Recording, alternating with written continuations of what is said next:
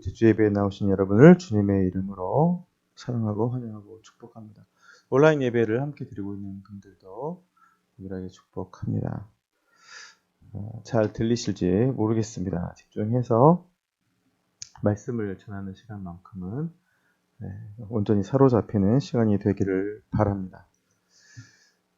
제가 성경을 아주 오랫동안 또 열심히 읽으면서 특별히 예수님에 관한 모든 글들을 읽을 때마다 제가 마음속으로 드는 어떤 한 가지 생각이 있습니다. 예수님의 모든 이야기들은 평범한 것이 별로 없습니다. 그리고 사람의 눈치를 보는 말들이 없습니다. 그리고 예수님의 진단은 어떻게 보면 좀 앞으리만큼 정확합니다. 예를 들면 예수님께서 수가성 한 여인을 만나서 대화하실 때 내 남편을 데려오라고 이야기를 합니다. 그때 여인이 뭐라고 대답하냐면 저에게는 남편이 없습니다. 그랬더니 예수님께서 뭐라고 하셨냐면 네가 남편이 없다는 말이 옳다. 너에게는 과거에 남편 5이 있었는데 지금 남자도 네 남편이 아니니 남편이 없다는 말이 옳다. 여러분 이게 무슨 얘기입니까? 무서운 얘기 아닙니까 여러분? 감추고 싶은 얘기잖아요. 그 여인에게는 분명히 감추고 싶었던 삶의 질곡이고 어려움이었을 텐데 이런 얘기는 소위 우리가 생각하는 데 공손하고 예의 바르고 서로에게 어떤 매너를 지키는 그런 온유한 대화에서는 기대하기 힘든 것입니다. 근데 이 여인이 뭐라고 대답을 하냐면 제가 보니까 당신은 선지자입니다. 이렇게 얘기를 합니다. 나에 대해서 아무것도 모르는 태어나서 처음 보는 사람이 나의 인생에 가장 문제가 되는 상황을 정확하게 짚고 있다는 것을 알게 되는 것이죠. 여러분 예수님이 대화했던 또 유명한 인물 중에 니고데모가 있잖아요. 그렇죠? 니고데모가 대화를 부드럽게 진행하기 위해서 예수님을 좀 치켜 세우는 말을 합니다. 당신은 하나님이 보내신 사람입니다. 그렇지 않으면 아무도 이와 같은 기적을 행할 수가 없습니다. 지금 그러니까 니고데모는 산헤드린의 공의회 의원입니다. 요즘 말하면 뭐 국회의원쯤 되려나요? 근데 기본적으로 정치 지도자들, 당시 종교 지도자들이 예수님을 좋아하지 않았잖아요. 그런데 니고데모는 그렇지 않았어요. 반대로 예수님에 대한 호감이 있었습니다. 그래서 좋은 의도에서 나는 당신 편입니다. 내 동료들은 당신을 비난하지만 나는 당신 편입니다. 당신이 정말 하나님이 보내신 사람인 것으로 나는 생각합니다. 이렇게 우호적인 발언을 한 겁니다. 이게. 그런데 예수님께서는 그 우호적인 말에는 관심조차 갖지 않고 전곡을 찌릅니다. 내가 너에게 말하노니 사람이 물과 성령으로 거듭나지 않고는 하나님 나라를 볼 수 없느니라. 그러니까 니고데모가 한 말에 뭐 동의를 한다거나 맞장구를 친다거나 그런 건 예수님 거의 신경도 쓰지 않고 예수님은 전혀 다른 말씀을 하시는 것처럼 보이죠. 근데 정말로 니고데모에게 하나님이 하시고자 하는 말씀은 니고데모가 예수님 편이냐 예수님에게 우호적이냐가 아니라 아무리 교회에 대해서 우호적이고 아무리 기독교에 대해서 우호적이더라도 그 사람이 거듭나지 않으면 천국에 들어갈 수 없다고 이야기하고 있는 것입니다. 여러분 가족이나 친지들 중에도 나도 뭐 거의 기독교인이지 나도 교회에 대해서 뭐 교회 다니는 거에 대해서 나쁘게 생각하지 않아 이렇게 말하는 분들이 있습니다. 전도가 될 듯 안 되는 여러분의 가족, 여러분의 형제, 여러분의 친지들, 친구들이 있지 않습니까? 여러분들하고 얘기할 때 되게 좋게 얘기를 해줘요. 그래. 언젠가 또 기회가 되면 가겠지. 나는 기독교에 대해서 그렇게 싫게 생각하지 않아. 다 좋아요. 그런데 아무리 그렇게 이야기하더라도 그 사람이 거듭나지 않으면 마지막 날 천국에 못 가는 건 똑같습니다. 교회를 싫어하고 예수님을 싫어하고 그냥 나는 지옥에 가겠다고 하는 사람들과 전혀 다르지 않습니다. 그러니까 예수님의 입장에서는 불필요한 대화에 대해서는 관심이 없고 예수님의 대답은 굉장히 전곡을 찌르는 대답을 많이 합니다. 예수님의 제자들이 귀신 들린 아이들을 데리고 온 아버지가 왔을 때 귀신을 내어쫓으라고 했는데 잘 하지를 못했죠. 예수님의 제자들이. 그러다가 예수님이 오셔서 그 귀신을 쫓아내지 않습니까? 그리고 이제 그들이 떠난 다음에 제자들과 예수님만 남았을 때 제자들이 물어봅니다. 우리는 어떻게 해서 내쫓지를 못했을까요? 자, 보세요. 아마 오늘날 우리 가운데 이런 대화가 있었다면, 제가 목회자이지만, 제가 예수님의 이름으로, 예수님의 권세로 귀신 들린 사람에게 귀신 나라 그랬는데, 안 나가더라고요. 아이고, 저는 왜 안 되죠? 그러면 제가 여러분에게 뭐라고 대답을 할 수 있을까요? 아유, 집사님, 그게 쉽게 됩니까? 또 뭐 하나님의 뜻이 다른 데 있었겠죠. 이런 식으로밖에 얘기를 못했을 겁니다. 그런데 예수님은 그렇지 않고 어떻게 대답하시냐면, 네 믿음이 없기 때문에 그렇다. 이렇게 얘기를 합니다. 그러니까 아마 요즘 같으면 이게 딱 시험에 들기 딱 좋은 대답이죠. 만약에 저에게 그렇게 물어봤는데, 지선이 믿음이 없어서 그렇습니다. 그러면 분명히 여러분 저한테 실족하실 겁니다. 예, 분명히 시험이 들 겁니다. 이게 틀린 얘기가 아닐 수 있는데, 분명히 맞는 얘기일 수 있는데, 그래도 그것보다 좀 더 사람의 기분을 좋게 하는 말을 듣기 원하지, 문제의 핵심을, 그 아픈 전곡을 찔리는 것을 좋아하는 분은 많지 않습니다.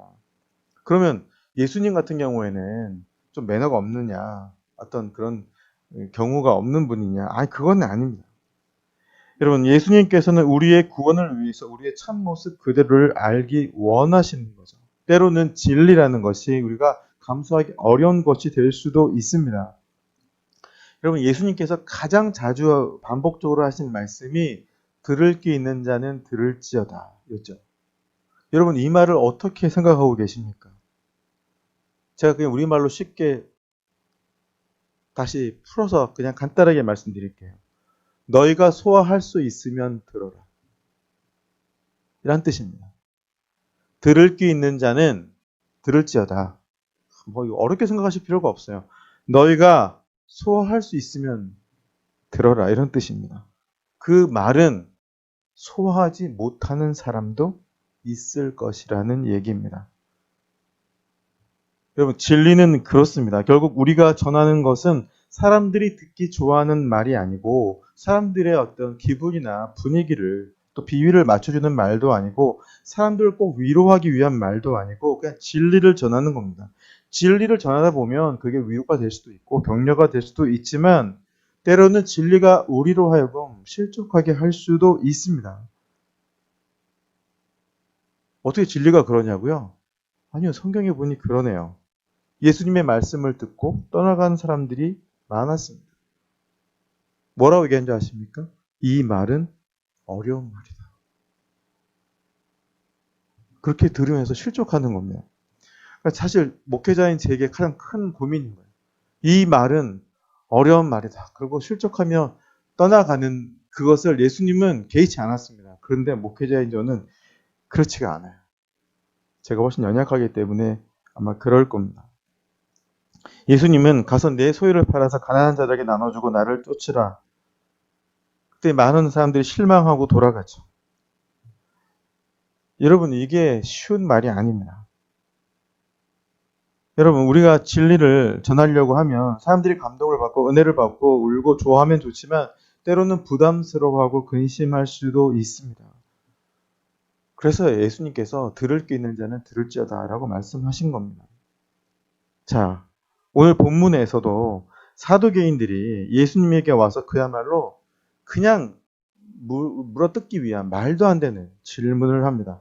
확률이 있을 수 없는 얘기를 합니다. 어떤 사람이 형인데 만약에 아내를 취했는데 자식이 없어요. 그러면은 동생이 동생이 그 형수를 아내로 취하는 형사취소의 풍습이 있었습니다. 여러 가지 이유가 있습니다. 왜냐하면 한 번 결혼한 여자가 자식이 없는데 만약에 지금처럼 편안하게 친정으로 돌아갈 수 있는 문화가 아니었으니까 그럼 그때부터 빌어먹고 살아야 됩니다. 땅이 있어야 뭐 농사를 지을 거예요. 뭘 할 거예요. 그래서 그걸 안전하게 보호하기 위한 어떤 자구책 같은 그런 풍습이었던 거죠. 그러니까 그리고 그 형의 존재를 그 형의 이름으로 내가 이제 그 형수를 취해서 아내로 삼다 하더라도 그 형의 대를 잇게 해주기 위한 일종의 그런 문화가 있었습니다. 그런데 그거를 하나의 가정을 삼아서 억지 가정이죠. 형제가 7이 있는데 형이 죽고 다음 동생이 죽고 죽는데 죄다 자식이 없고 나중에 다 천국에 가면 부활할 때 그 여자는 누구의 아내입니까? 이런 얼토당토하는 억지스러운 질문을 던집니다. 말도 안 되는 질문이죠. 예, 그게 있을 수가 있습니까, 여러분? 자, 그럼 왜 이런 질문을 했느냐? 왜 이런 질문을 했을까요? 사두개인들은 부활을 믿지 않는 사람들이기 때문에 그렇습니다. 그러니까 예수님에게 곤혹스러운 질문을 던져서 예수님을 시험에 빠뜨리고자 이런 질문을 하는 겁니다. 그런데 예수님께서 오늘 24절에 뭐라고 대답하셨을까요? 다시 한번 한 목소리로 읽어보겠습니다. 예수께서 이르시되 너희가 성경도 하나님의 능력도 알지 못함으로 오해함이 아니냐. 자, 여러분 엄청난 말씀입니다. 이들의 문제의 핵심을 그대로 짚었습니다. 제가 설교 시작할 때 예수님께서 전국을 찌른다고 말씀했죠. 여러분, 사두개인들은 당시의 종교 지도자급입니다. 그런데 이들이 지금 뭘 모른다고요? 성경도 모르고 두 번째 뭐라고요? 하나님의 능력도 모른다는 겁니다. 이건 완전 말도 안 되는 얘기입니다. 완전 자존심 상하는 말입니다. 여러분 생각해 보세요. 적어도 둘 중에 하나는 알아야 되지 않습니까? 아니, 하나님의 능력은, 은혜는 누리지 못한다고 쳐요. 말씀은 알아야 될 거 아닙니까? 종교 지도자들인데. 근데 예수님이 뭐라고 말씀하셨죠? 둘 다 알지 못한다. 그래서 오해하는 것이다. 여러분, 오늘날도 겉으로 보기에는 그리스도인 같은데 오해하는 사람들이 생깁니다. 뭐 최근에도 보니 TV에서 여전히 그 도올 선생님이 강의한 영상이 올라오던데 여러분 도올 김영옥 선생이라고 여러분 아십니까? 그분이 온갖 도를 추구하던 사람이어서 나중에 신학을 전공을 하거든요. 신학을 공부를 합니다. 3년짜리 공부를 합니다. 그래서 본인은 동양 철학과 동양 사상과 기독교 사상을 잘 이렇게 믹스한 제 기준으로는 개통 철학이고 그분이 보시기에는 나름의 진리라고 믿을지 모르겠지만 어쨌든 그분이 기독교를 계속 얘기를 해요. 예수님 얘기를 굉장히 많이 합니다. 여러분들 이제 착각하지 마셔야 되는 게 신앙하고 신학하고는 다른 겁니다. 신학은 하나님이 인간에게 내려주신 게 아니에요. 인간이 신에 대해서 하나님에 대해서 연구하는 학문입니다. 하나님이 인간에게 내려주신 게 아니에요. 인간의 입장에서 신에 대해 연구하는 겁니다. 놀라운 얘기 드릴까요, 여러분? 미국에서 가장 먼저 신학교가 생긴 지역은 당연히 미국의 동부 쪽인데 여러분이 알고 계시는 하버드 대학이 이제 신학교부터 출발한 학교입니다. 당연히 예전에는 그 학교가 제일 유명했었죠. 신학교 중에.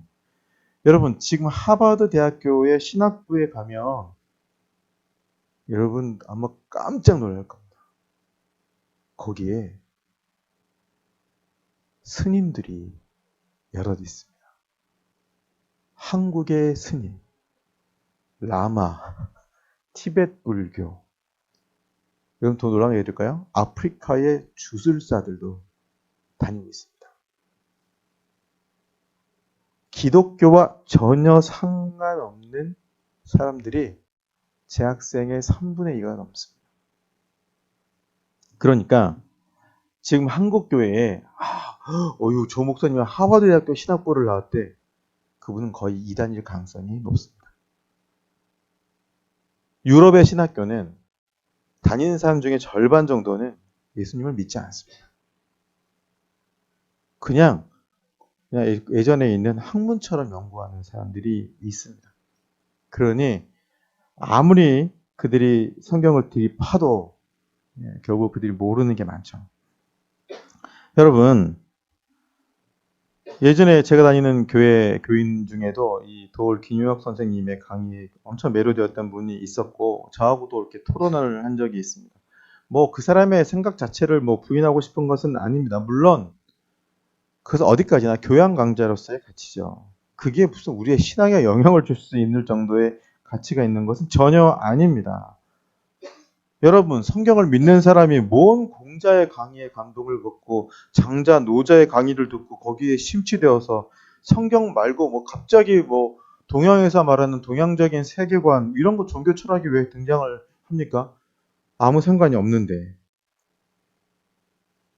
그걸 꼭 연결지어서 마치 자기가 엄청난 진리를 깨달은 것 마냥 얘기를 하는 분이 있어서 제가 한번 토론을 하다가 굉장히 뭐라고 한 적이 있습니다. 여러분, 성경도 제대로 모르는 분이에요, 그분은. 게다가 하나님의 능력은 더 몰라요. 그런데 그분이 교회를 다니는 안수 집사님입니다. 여러분, 정말로 성경을 안다면, 하나님의 능력을 안다면, 아무리 좋은 강의라도 그게 성경의 진리에서 동떨어진 거라면 그냥 듣는 것에서 끝나야죠. 거기에 심취할 이유가 없습니다. 여러분 그거 아십니까? 21세기에도 이제 무신론에 관한 책들이 막 또 유명한 책들이 있습니다. 여러분 20세기 말에도 뭐 예수는 없다라는 책부터 시작해가지고 그냥 뭐 다빈치 코드 뭐 이런 기독교와 예수님의 근간을 흔드는 소설 이런 책들이 많이 나왔는데 여러분 그게 2000년 동안 계속 나왔던 겁니다. 그 5세기에도 있고 6세기에도 있었고 11세기에도 있었고 15세기, 16세기에도 있었고 그냥 세기마다 계속 나왔던 책에서 크게 다르지가 않아요. 그냥 여러분 그냥 교보문고 같은 데 가서 종교 섹션 찾아보시면 그냥 뭐 별별 책이 있어요. 근데 기독교인들이 쓴 책도 아니에요. 우리가 알지 못하던 예수. 지도 모르는데 뭘. 내용을 보면 제가 다 읽어봤죠. 뭐 어떤 역사적인 근거도 없는데 어디서 그 들리는 전설을 주워와서는 뭐 예수님이 공생애를 시작하기 전에 인도에 가서 인도 철학을 공부했을 수 있다. 부터 시작해가지고 뭐 근데 참 희한한 거 이런 책들이 은근히 베스트셀러가 됩니다. 왜 그럴까요? 제가 똑같은 답을 드릴게요. 성경도 모르고 하나님의 능력도 모르기 때문에. 여러분 예수님이라는 포장을 해놓으면 기독교 냄새가 어느 정도 나도록 포장만 해놓으면 사람들이 그걸 사는 겁니다. 그걸 받아들이면서 스스로 시험에 드는 겁니다.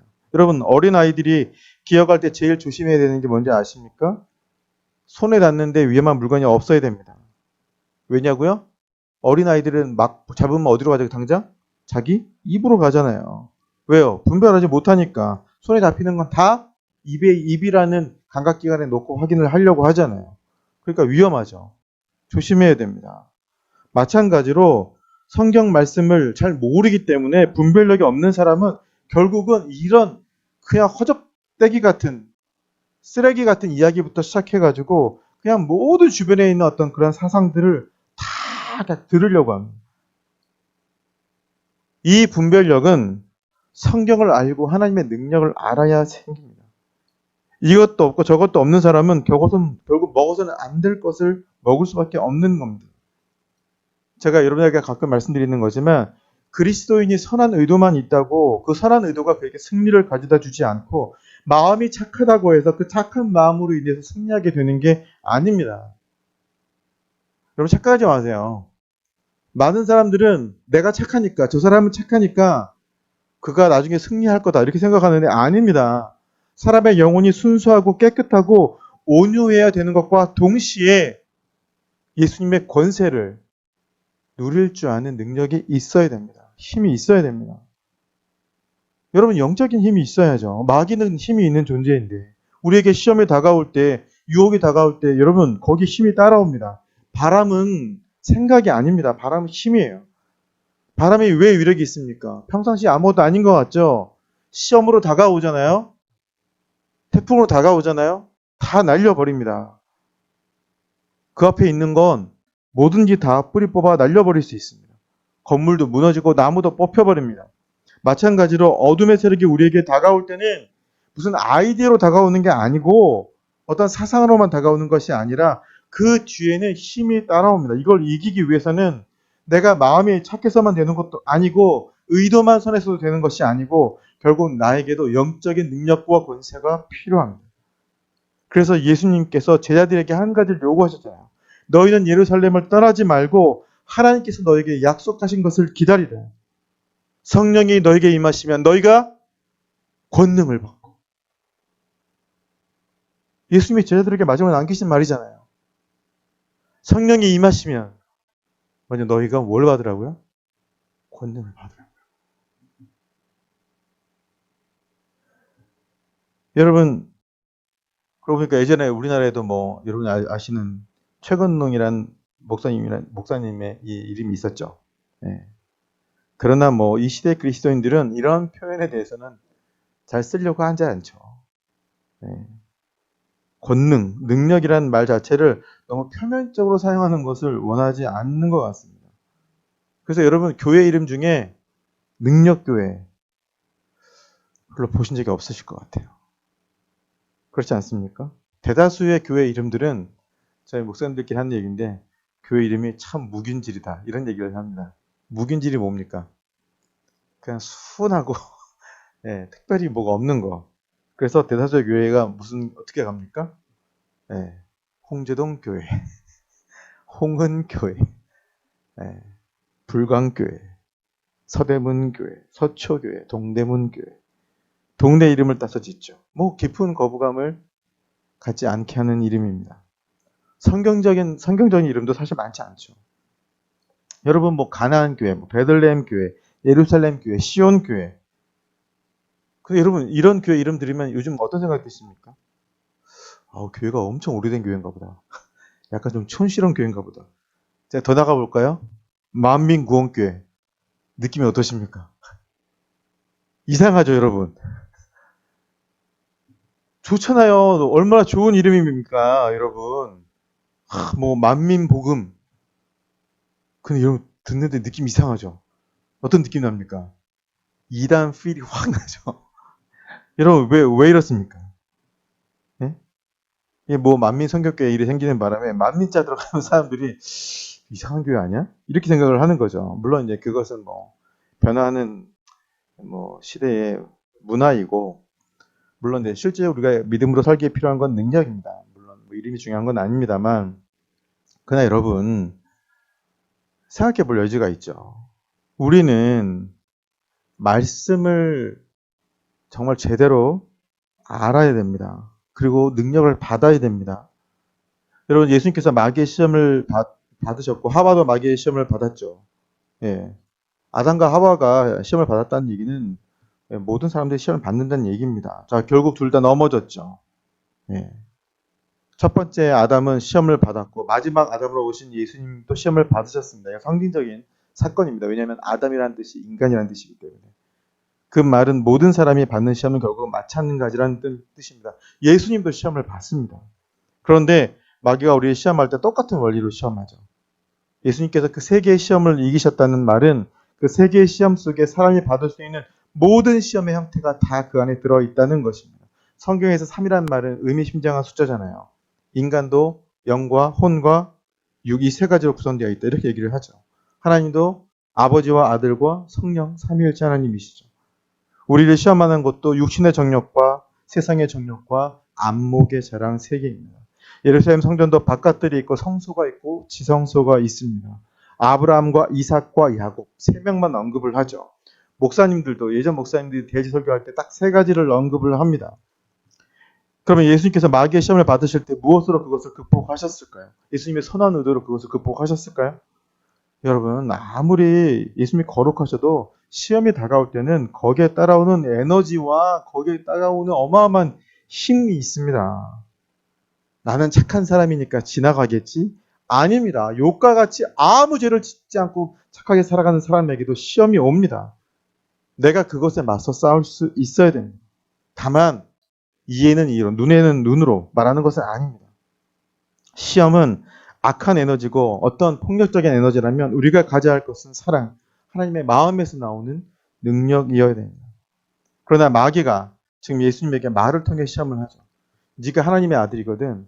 이 돌이 변해서 떡이 되게 해요. 40일 동안 금식해서 막 배가 꼬르륵꼬르륵하고 막 음식 냄새만 맡아도 환장할 타이밍인데 네가 하나님의 아들이거든. 이 돌이 변해서 맛있는 떡이 되게 해봐라. 말은 무시하면 되는 게 아니냐고요? 아닙니다. 지금 예수님은 아주 허기진 상태예요. 그 말은 무시할 수 있는 얘기가 아닙니다. 예수님의 가장 연약한 부분을 알고 거기에 맞춰서 시험을 하고 있는 겁니다. 이걸 무엇으로 이기겠습니까? 귀신은 내쫓으면 되죠. 이것을 예수님은 어떻게 하셨을까요? 귀신을 물러가라 하셨습니까? 아니요. 말씀으로 이겼습니다. 그게 차이점이죠. 만약에 예수님께서 말씀을 모르셨다면 이 시험을 이기는데 굉장히 힘이 들었을 겁니다. 우리도 마찬가지입니다. 제가 여러분에게 그걸 오늘 말씀드리려고 하는 겁니다. 왜 우리가 말씀을 알아야 하느냐? 사람은 하나님의 입에서 나오는 모든 말씀으로 살리라.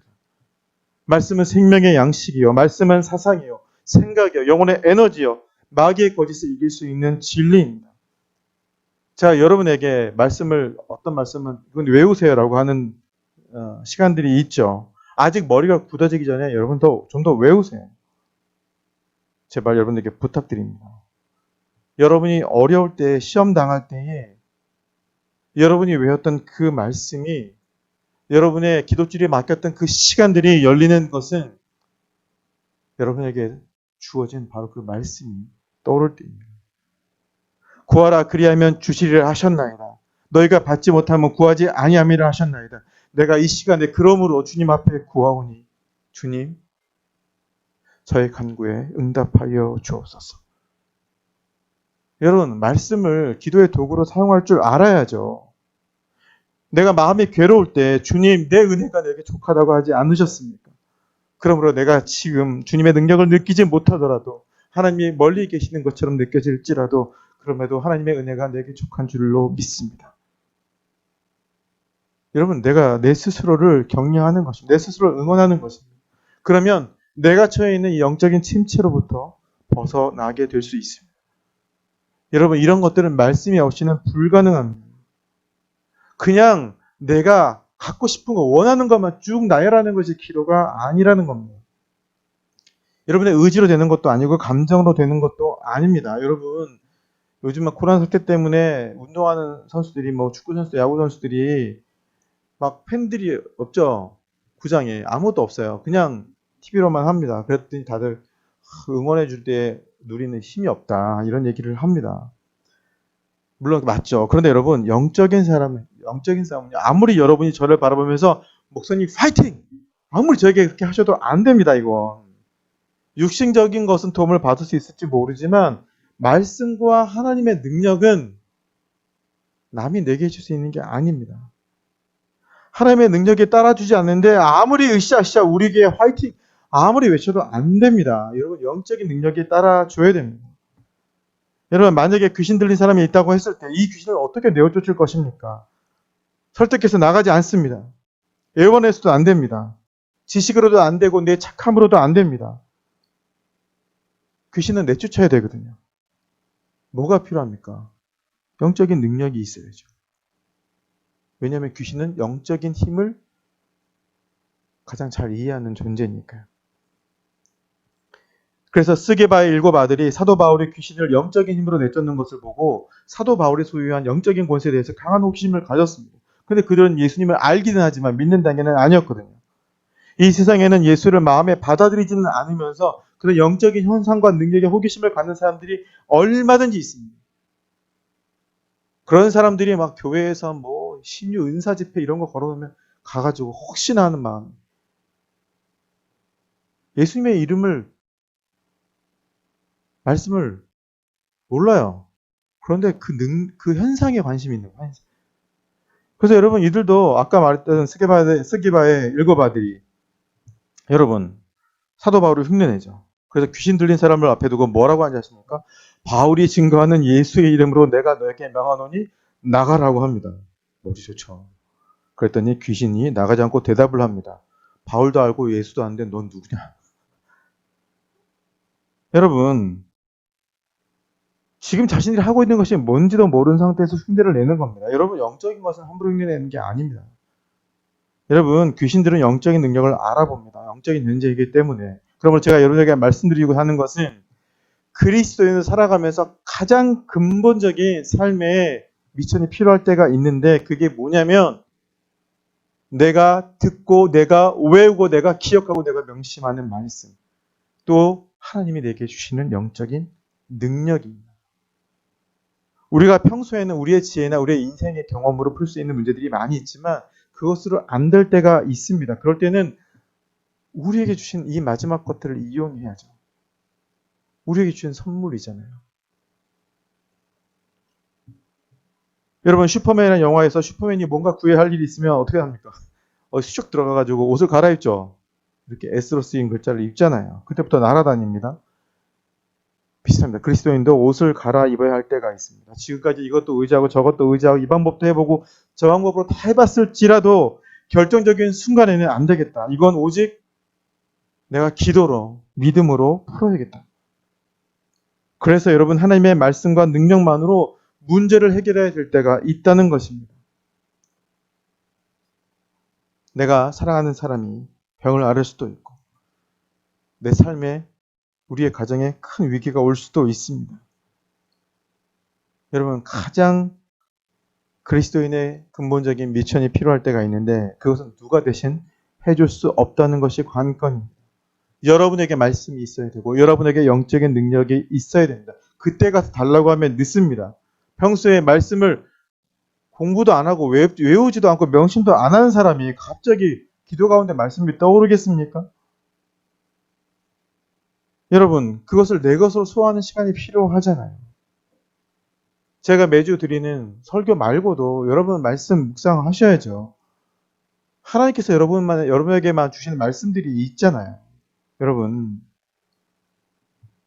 그 말씀이 없다면 여러분의 지금 신앙을 다시 돌아보셔야 됩니다. 진짜로 돌아보셔야 됩니다. 제가 목회자이지만 제 힘으로, 제 능력으로, 제 중보로도 안 되는 것들이 있습니다. 그것은 여러분의 삶에 여러분의 자신이 은혜에 붙잡혀야 되고 능력이 필요할 때입니다. 여러분, 다시 한번 말씀드립니다. 여러분의 삶의 미천 속 영적인 재고 속에 하나님께서 내게 주신 말씀을 보관해 두는 함이 있어야 됩니다. 내가 소유하고 있는 이 말씀. 성령이 레마로 주시는 말씀. 레마라는 단어를 쓰거든요. 성령이 레마로 내게 주시는 말씀은 여러분, 그건 이제 잊혀지지 않습니다. 그냥 머리로 듣는 건 다 잊어버릴 수 있거든요. 그런데 내게 주시는 말씀은 안 잊어버립니다. 그런데 그게 좀 많아야 됩니다. 그래야 다양한 상황에서 여러 가지 위기에 처할 때 그게 다 말씀이 튀어나와서 내 기도와 함께 그게 쫙 펼쳐지잖아요. 그럼 그게 내 영혼을 살리고 나를 살리고 나의 가정을 살리는 경험을 하게 됩니다. 비로소 그때 여러분은 믿음으로 사는 경험을 하게 됩니다. 여러분, 성경에서 믿음이란 단어가 나올 때 그것을 무슨 단어로 대체해도 뜻이 변하지 않습니까? 여러분, 말씀이란 단어로 바꿔도 뜻이 달라지지 않는 이유는 믿음은 말씀을 들으면서 나오기 때문에. 나의 것이 된 말씀이 많을수록 나의 믿음은 커집니다. 그리고 하나님의 능력도 여러분과 함께하게 됩니다. 사랑하는 성도 여러분, 가장 힘들고 어렵고 외롭다고 생각할 때, 지칠 때 여러분 무엇을 보면서 위안과 만족을 얻으십니까? 여러분, 이때가 바로 하나님의 말씀에 집중해야 될 때입니다. 그 말씀의 능력을 경험해야 될 때입니다. 여러분, 내게 주시는 레마의 말씀을 여러분의 영혼의 보물창고에 하나씩 하나씩 채워서 나중에 그 창고가 풍성해지는 귀한 성도들이 되시기를 예수님의 이름으로 간절히 축원합니다. 함께 기도하겠습니다.